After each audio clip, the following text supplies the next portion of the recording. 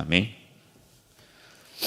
하나님은 거룩하신 분이시죠. 이 거룩하심이 영원하시고 불변하시기 때문에 이스라엘을 하나님의 거룩한 친백성으로 삼으시고 그 거룩함이 그 이스라엘 백성들 전체에 그리고 온 세대에 전수되고 보존되기 위해서 하나님께서는 그들에게 엄격한 규례와 법도를 가르치시고 그 규례와 법도를 따르게 하셨어요. 그래서 하나님의 친백성이 되었다는 것은 너무나도 큰 영광이고 영예지만 또 막중한 의무와 책임감이다 하는 거죠. 오늘날 그리스도인들이 그리스도 예수께서 우리를 구속하심으로 말미암아 하나님이 우리를 온전히 자기의 소유로 삼았다는 사실에 대해서 생각할 때 이제는 우리가 옛 율법과 이런 부분에서 자유했다라는 사실에 초점을 두지만은 그러나 사실은 보다도 하나님께서는 강력한 책임과 의무를 요구하세요. 왜 그러냐면은 이제는 하나님께서 우리 마음에 계시고 우리의 중심에 계시기 때문에 옛 이스라엘은 어떤 외적인 부분들 그리고 드러나는 부분들 그리고 어떤 의식과 어떤 제도에 있어서 그런 부분들에서 철저해야 했다면은 이제는 우리가 살아 숨쉬는 동안에 모든 순간 모든 시간에 주님을 예배해야 돼요. 그런 어떤 막중한 책임감과 의무가 우리에게 주어져 있는 것입니다.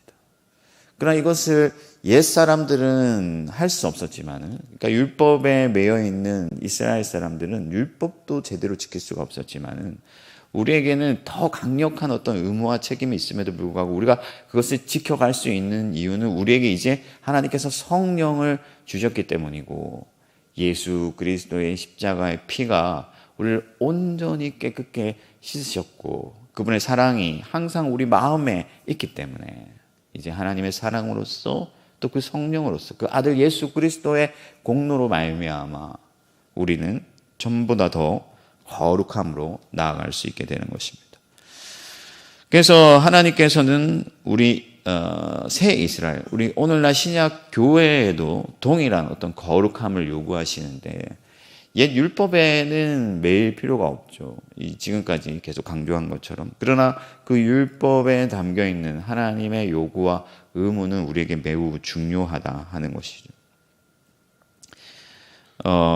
특히 오늘 본문은 하나님께서 이스라엘 백성들이 그 거룩함을 온 세대에 계속해서 보존하기 위해서 지켜야 할 규례와 법도를 다시 반복하고 있는데 보다 더 강력한 어떤 처벌이 따를 것을 같이 말씀하시면서 반복하심으로써 그들이 이 거룩함으로 온전히 나아오기를 촉구하시는 말씀입니다.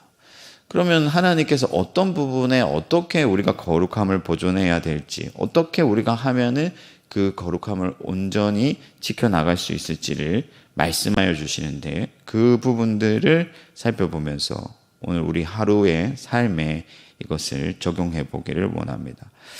하나님께서는 가장 먼저 가정의 거룩함을 보존하기를 원하세요. 가정의 거룩함. 20장 전반부부터 마지막까지 반드시 죽여야 할 죄에 대해서 말씀하시는데 그들이 이 죽어야 할 죄의 목록들을 살펴보면은 모든 것들이 이 가정과 관련이 되어 있어요. 그러니까 아버지와 어머니를 저주하는 자는 반드시 죽일지니라.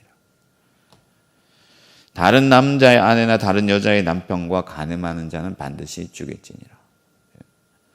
오늘 우리가 읽은 말씀에도 마찬가지예요. 자기의 친자매나 고모나 이모나 숙모의 하체를 범하게 되면은 이스라엘 회중에서 끊어질 것이다. 특히 아들이 없을 것이다 이런 말씀을 하고 있는데 이 구약 시대에 아들이 없다는 것은 하나님의 은혜에서부터 이제 차단되는 거죠. 아들을 통해서 계속해서 그 가문이 이어진다는 것은 하나님의 어떤 영원성, 하나님의 그 은혜의 신실하심 이런 것들을 상징하는 건데 아들이 없을 거다. 이스라엘 회중에서 끊어질 거다. 하나님 나라에서 외면받을 거다. 버려질 거다라는 말씀을 하고 있습니다.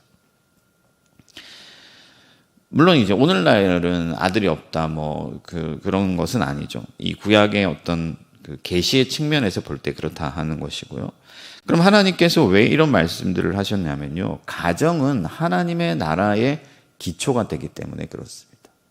하나님께서는 가정을 통해서 그 하나님의 언약의 은혜가 보존되게 하시고, 그러니까 가정에서 하나님의 말씀을 증거하게 하시고, 가정에서 하나님의 권위를 배우게 하시고, 가정에서 하나님의 어떤 다스림이 실현되게 하시고, 그러니까 그 가정을 통해서 하나님의 나라를 이루시고 그 가정들이 모여서 또 하나님의 나라를 이루게 하셨다 하는 거죠.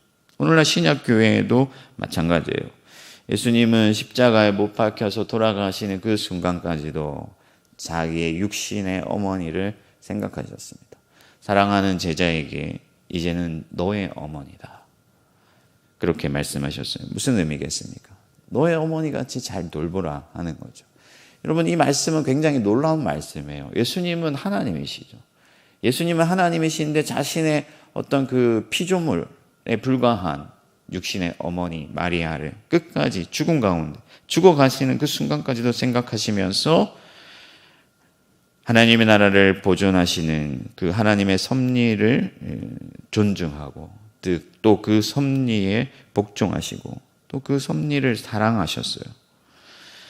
바울도 내 부모를 공경하는 것이 약속 있는 첫 계명이다. 또 너희 자녀를 노엽게 하지 말라. 그런 말씀을 했고, 또 가부를 돌보는 어떤 그 교회의 규칙을 말씀할 때에 가까운 친척이 있다면은 그 친척이 마땅히 그 가부를 돌봐야 된다고 하면서 하나님께서 섭리로 맺어주신 그 어떤 혈육의 그 가정의 그 어떤 친족의 관계가 하나님 나라의 기초가 된다는 것을 말씀했습니다. 여러분, 하나님은 여러분들의 가정이 하나님을 믿는 믿음 안에서 온전하여지기를 원하세요. 그래서 이 가정의 어떤 역기능을 차단하기를 원하십니다. 역기능이 사라지고 온전히 하나님께서 맺어주신 그 섭리의 질서가 그 기능이 제대로 작동하기를 원하는 거죠. 여러분, 친자매와 관계를 한다든지 이모나 고모나 어떤 그런 사람들과 관계를 한다는 것은 이 어떤 하나님께서 맺어주신 혈육의 관계가 완전히 역기능적인데 그것이 이 성관계를 통해서 그 역기능의 끝판왕이 나타나는 거죠.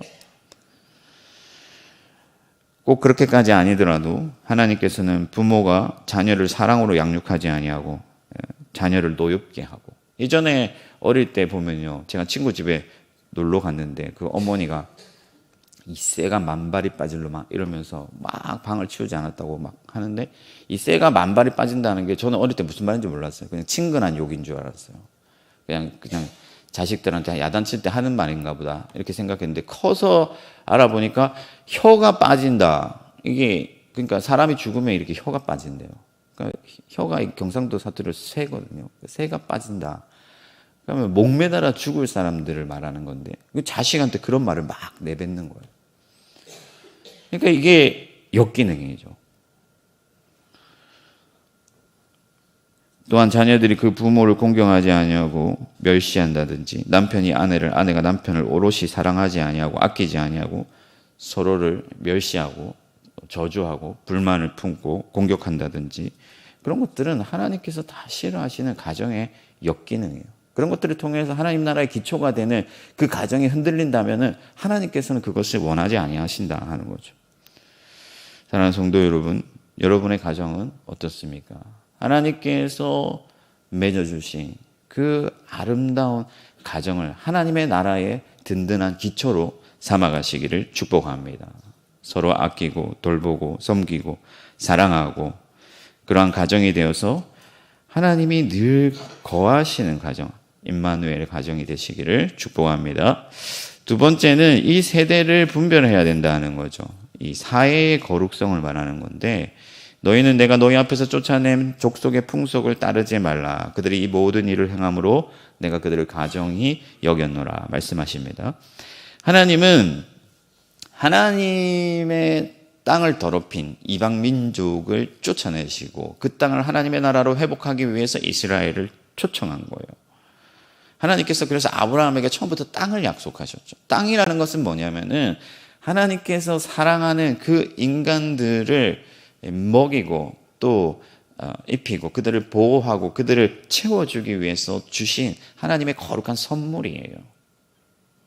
그런데 그 땅을 더럽혔단 말이죠. 우상을 숭배하고 헛된 재물의 피를 흘리면서 그 땅을 더럽힌 거죠. 예를 들면 이렇습니다. 우리가 다 어른들이 모였기 때문에 예를 들어서 사랑하는 아내가 있어요. 그래서 그 아내의 침실을 아름답게 꾸며주고 침대도 예쁜 것들을 사주고 좋은 걸로 준비를 해놨는데 그 방에서 다른 남자와 간음했다. 그 배신감. 그래서 하나님께서 땅을 주시고 그들을 먹이시고 입히셨지만은 그들이 배신함으로 하나님을 배신함으로 말미암아 그들을 쫓아내시고 하나님이 이제 하나님을 섬기고 하나님을 예배하고 하나님의 문화를 따를 그런 이스라엘을 초청해서 그 땅의 주인이 되게 하셨어요. 그런데 만약에 이스라엘도 배신하고 하나님을 배신하고 그 땅에서 우상을 섬기거나 그 땅을 더럽히면 그 땅의 문화와 풍속을 따르면 하나님께서는 그 땅이 너희를 토해내리라 이렇게 말씀하셨어요. 땅이 토해낸다는 것은 그 땅에서 쫓겨날 것을 말씀하시는데 실제로 이스라엘은 그 땅에서 쫓겨나 바벨론으로 끌려가게 되죠. 지금 이제 성지순례 가르치는 분들 있잖아요. 여러분 예루살렘에 성지순례 가시는 분들. 근데 그 이름 자체가 크게 잘못됐다 이런 것보다는 예루살렘이나 지금 그 땅은 사실은 거룩한 땅은 아니에요. 그냥 어떤 신약의 무대가 되고 예수께서 거기 계셨던 어떤 현장이 될 수 있지만은 그 땅에 간다고 해서 우리가 거룩해지고 그 땅 자체가 뭔가 하나님의 거룩한 어떤 기운을 발휘하거나 하는 것은 아니에요.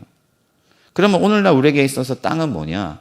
지리적인 개념이 아니라 하나님께서 우리에게 허락하신 삶의 터전과 어떤 우리의 삶의 지경을 말하는 거죠.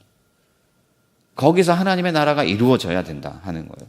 내가 관계 맺고 살아가는 사람들, 내가 직장생활 하고 있는 그 현장, 그리고 하나님께서 내게 주신 모든 어떤 소유와 재물들,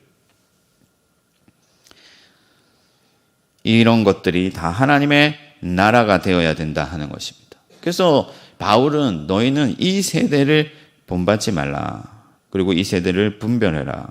그렇게 명령했어요. 여러분 고린도 교회의 가장 큰 특징이 뭐냐면은 세속화라는 건데 여기서 세속화의 속자는 기준 속자죠. 그러니까 세상을 기준 삼았다 하는 거예요. 그래서 서로 자랑하는 문화가 있었죠, 세상에는. 그래서 고린도 교회 안에 나는 바울파다, 나는 베드로파다, 나는 그리스도파다 하면서 자기가 바울에게서 배웠기 때문에 자기가 더 뛰어나다라는 것을 자랑하면서 서로 분쟁하고 싸우는 그런 사람들이 있었어요. 그러니까 세상의 문화를 따라가는 거예요. 자기의 어떤 삶의 지경과 자기에게 허락한 어떤 사회의 그 관계성 속에서 하나님의 나라를 이루어 가야 되고 세상에 빛을 비추고 그들을 개혁하고 고치고 어둠을 몰아내야 되는데 오히려 세상에 물들고 세상에서 어둠을 따라서 세속된 문화를 쫓아가는 그런 모습을 보여주고 있는데 오늘 한국 교회의 가장 큰 특징이 뭐냐면은 세속화되었다 하는 거예요. 세상에 막 큰 건물을 자랑하고 세상이 돈을 자랑하니까 어떤 교회는요 심지어 대어놓고 돈을 자랑해요. 우리 교회 재산이 이만큼 된다 하면서. 여러분은 세상의 빛이라는 것을 믿으시기 바랍니다. 여러분들이 가는 곳마다 그곳은 하나님을 예배하는 땅이 되어야 되고 하나님 나라의 진리가 그곳을 다스려야 되고 그곳은 하나님이 기뻐하시는 삶의 터전이 되어야 돼요. 어떤 기독교 기업에서 여러분 그 이름만 대면 다 알 수 있는 기독교 기업인데 제가 얘기를 하진 않겠지만은 그 아르바이트생들의 그 출근 시간과 퇴근 시간을 교묘하게 조정해 가지고 시급을 적게 주려고 그래서 뉴스에 나왔어요. 여러분 그리스도의 정신으로 하나님 나라의 정신으로 기업을 운영한다고 하면서 아르바이트생들 그 대학생들의 그 코 묻은 돈을 적게 주려고 출근 시간과 퇴근 시간을 조정했다. 사랑하는 성도 여러분, 오늘 하루 여러분들이 살아가는 그 세상 속에서 술수와 반칙과 편법과 불법과 불의가 가득하다 할지라도 여러분들은 오롯이 하나님을 섬기고 하나님만을 예배하며 하나님의 도를 따라 살아가는 그런 하나님의 나라의 친백성들 되시기를 진심으로 축복합니다. 세 번째는 일상의 거룩을 회복해야 된다는 거예요. 일상의 거룩. 사실 20장 내용은요, 앞에 나온 것들의 반복일 뿐이죠. 같은 내용을 반복하면서 어떤 강력한 처벌이 뒤따를 것을 말씀하시는 것은 그만큼 하나님께서 이스라엘 백성들이 그 거룩함을 온전히 보존하기를 원하셨다 하는 건데, 그 거룩함은요, 나로부터 시작돼야 돼요. 나의 인격과 나의 마음과 나의 생활 가운데서 시작돼야 되는 거죠.